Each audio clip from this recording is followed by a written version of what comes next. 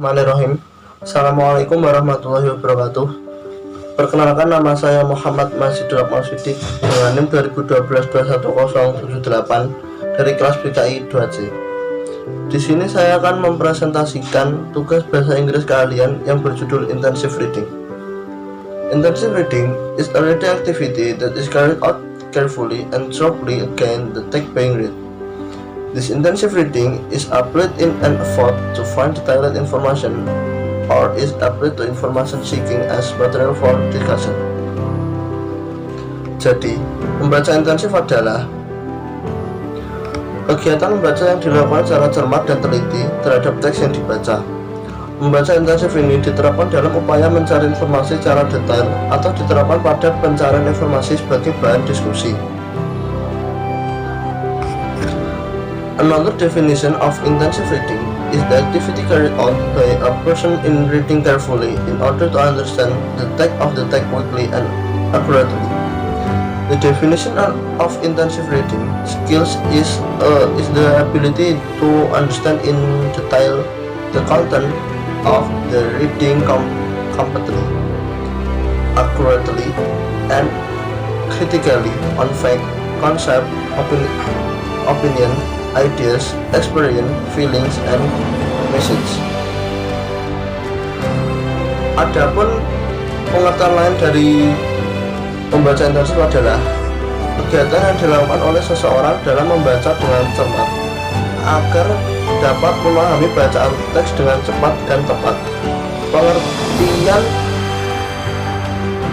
kemampuan membaca intensif yakni kemampuan memahami secara detail isi bacaan secara lengkap, akurat, dan kritis pada suatu fakta, konsep, pendapat, gagasan, pengalaman, perasaan, dan pesannya. Karakteristik of intensive reading. Ciri-ciri membaca intensif ada 7. Yang pertama adalah read to achieve a high level of understanding in the hope of remembering it for a relatively long time. Yang pertama adalah membaca untuk meraih tingkat pemahaman yang tinggi dengan harapan dapat mengingatnya dalam waktu yang relatif lama. Number 2, read in detail in order to get a full understanding, which includes the content and parts of text. Yang kedua adalah membaca dengan detail agar mendapat pemahaman seluruhnya yang meliputi isi dan bagian teks. Number 3, this way of reading as a basis for learning, better understanding, and remembering it for longer. Dan yang ketiga adalah cara membaca ini sebagai dasar untuk belajar pemahaman yang lebih baik dan mengingatnya lebih lama. Number 4, intensive reading does not use a single reading method but with a variety of reading techniques, namely scanning, comprehensive reading, skimming, and other techniques. Ciri-ciri yang keempat adalah membaca intensif tidak memakai cara membaca tunggal, tetapi dengan berbagai variasi teknik membaca, yaitu scanning, membaca komprehensif, skimming, dan teknik yang lainnya. Number 5, the purpose of intensive reading is the development of reading skills in detail that emphasize understanding words, developing vocabulary, sentence, and understanding the entire content of discourse. Ciri-ciri yang kelima adalah tujuan membaca intensif yakni pengembangan keterampilan dalam membaca dengan detail yang menekankan pada pemahaman kata, pengembangan kosakata, kalimat, dan pemahaman seluruh dari isi wacana. Number 6, this activity trains students to read sentence in the text carefully and with full concentration, with accuracy so as to find error in structure, vocabulary, and use of spelling or punctuation. Yang keenam adalah kegiatan ini melatih siswa membaca kalimat pada teks secara cermat dan dengan penuh konsentrasi Adanya kecermatan sehingga menemukan kesalahan struktur kosakata serta penggunaan ejaan atau tanda baca. Number 7. This activity can also translate to think more critically, creatively, and innovatively. Dan yang terakhir adalah kegiatan ini juga dapat melatih siswa untuk berpikir lebih kritis, kreatif, dan inovatif. Purpose of intensive reading. Intensive reading is not only aimed to obtaining information as material for discussion, but can also be used as a means to determine a subject matter or an interesting subject from a reading text to be able or worthy of being used as a discussion material. Tujuan dari membaca intensif selain bertujuan untuk mendapatkan informasi sebagai bahan diskusi, juga dapat dijadikan sebagai sarana untuk menentukan sebuah pokok persoalan atau perihal yang menarik dari suatu teks bacaan untuk dapat atau layak dijadikan sebagai bahan diskusi.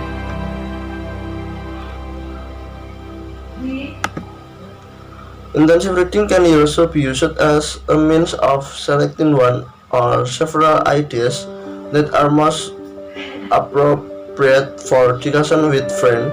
Apart from that, we can also determine the material for the discussion by making conclusions from the main ideas and then taking the essence of the problem. Bacaan intensif juga dapat digunakan sebagai sarana untuk memilih salah satu atau beberapa pokok pikiran yang paling tepat untuk dijadikan sebagai bahan diskusi bersama teman.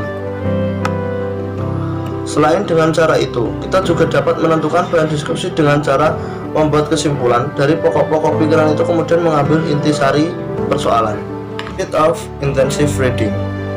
Adapun manfaat dari membaca intensif adalah: yang pertama, readers master the content of the text steadily. Yang pertama adalah pembaca menguasai isi teks secara mantap. Number 2, the readers know the background in which the text was written. Pembaca mengetahui latar belakang ditulisnya teks tersebut. Number 3, readers can have a longer memory related to the content of the text. Dan yang ketiga adalah pembaca dapat mempunyai daya ingat yang lebih lama yang berhubungan dengan isi teks. Intensive reading. The following are several types of intensive reading, consisting of: number 1, rote reading. This reading aims to understand in detail the ideas contained in the reading, to see the writing organization or approach used by the author. Jenis-jenis baca intensif. Berikut ini terdapat beberapa jenis-jenis baca intensif. Yang pertama, membaca teliti. Membaca ini bertujuan untuk memahami secara detail gagasan yang terdapat dalam teks bacaan tersebut, untuk melihat organisasi penulisan atau pendekatan yang digunakan oleh si penulis tersebut. Number 2,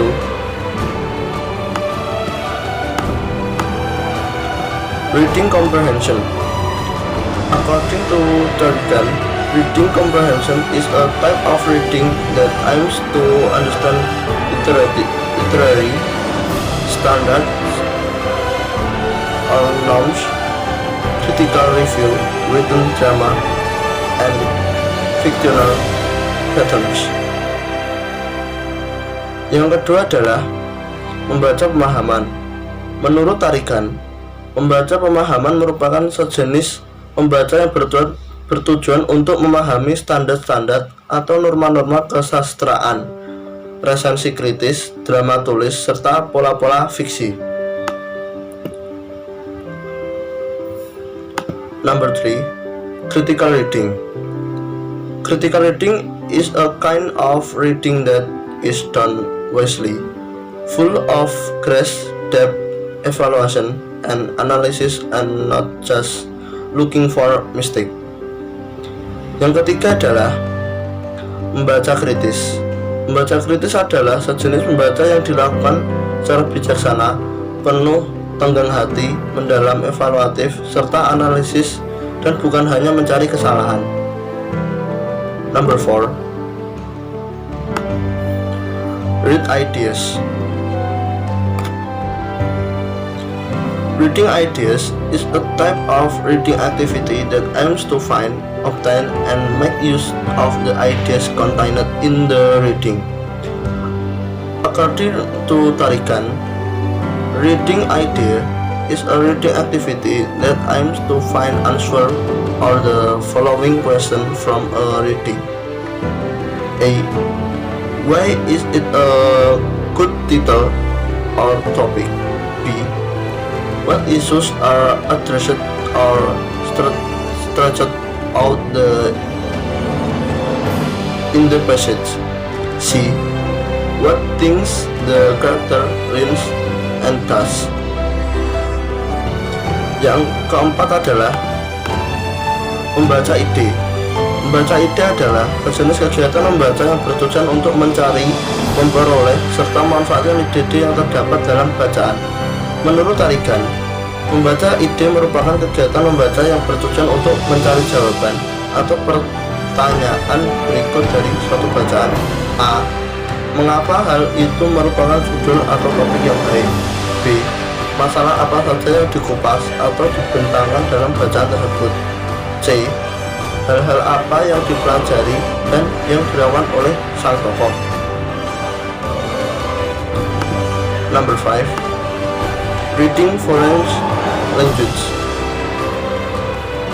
Reading foreign language at the lower level generally aims to increase word power and to develop vocabulary. At a broader level, of course, to achieve fluency. Yang kelima adalah membaca bahasa asing. Membaca bahasa asing pada tataran yang lebih rendah umumnya bertujuan untuk memperbesar daya kata dan untuk mengembangkan kosakata. Dalam tataran yang lebih luas tentu saja bertujuan untuk mencapai kefasihan. Number 6. Reading literature. Reading literature is an activity to read literary works both in relation to the interest of appreciation and in relation to the interest of study and the interest of study. Nomor 6 adalah yang keenam, membaca sastra. Merupakan kegiatan membaca karya sastra baik dalam hubungannya secara kepentingan apresiasi maupun dalam hubungannya dengan kepentingan studi.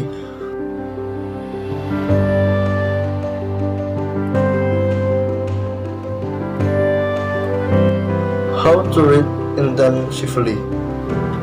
In concluding about information or matter that deserve to be used as material for discussion of the text, you need to do things including of the following. A. Read carefully so you can determine the most interesting things from the other things. It would be better if you find the main point of your mind and then choose the most suitable ones to be discussed. Cara membaca intensif. Dalam menyimpulkan mengenai informasi atau perihal yang layak dijadikan sebagai bahan diskusi dari suatu teks, kalian perlu melakukan hal-hal diantaranya sebagai berikut. A. Membaca dengan jeli sehingga dapat menentukan hal yang paling menarik dari hal-hal yang lain. Akan lebih baik jika kalian menemukan pokok-pokok pikiran yang ada, kemudian memilih yang paling layak untuk dijadikan sebagai bahan diskusi. B. Taking into account the ability of yourself and the ability of your discussion partner with regard to your ability to master or understand the subject you are going to discuss. Don't let you decide on an interesting discussion but you don't understand the issues yourself. B. Mempertimbangkan kemampuan diri dan kemampuan teman diskusi berkenaan dengan kemampuan diri menguasai atau memahami perihal yang akan kalian diskusikan. Jangan sampai kalian melakukan diskusi yang menarik tetapi kalian sendiri tidak memahami persoalan tersebut. C. Consider the references that the discussion participant have related to the subject to be discussed. C. Mempertimbangkan referensi yang dimiliki oleh peserta diskusi terkait perihal yang akan didiskusikan. Baiklah, itu tadi presentasi yang saya sampaikan. Bila ada kesalahan atau kekurangan kata, saya mohon maaf yang sebesar-besarnya. Wabillahi taufiq wal hidayah. Assalamualaikum warahmatullahi wabarakatuh.